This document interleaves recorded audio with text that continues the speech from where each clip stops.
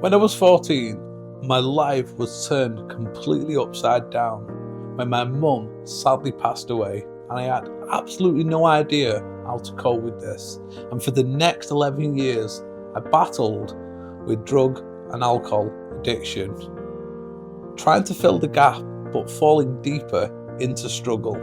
And then eventually, in 2005, I decided to change, and I overcame my drug and alcohol addiction, and I went back into full-time education, studying youth work and counselling. And then in 2007, I gained employment with St Helens Council, where I worked for over 7 years supporting young people.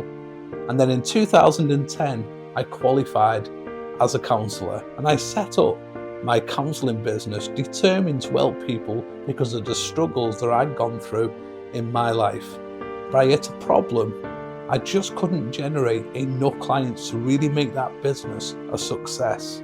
So I hired a marketing agency to get me more clients, but I couldn't even afford them, and they didn't even deliver on their promise. That was a turning point in my life where I again decided to go back into education to learn everything about marketing and sales.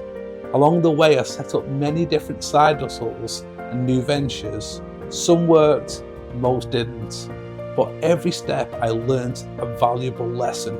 And eventually, I wasn't just good at marketing, but I was also helping other businesses to grow their business.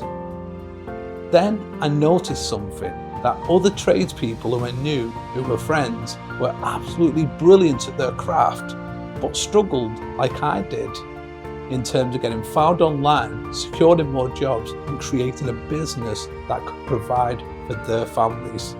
And that's why I created my Home Improvement Hub. It isn't just another directory, it's a platform that connects trusted tradespeople with the homeowners who are actively searching for them. It's a place where tradespeople can learn how to grow a thriving business so that they can provide for their family, and where homeowners can feel confident that they are choosing the right people for the job.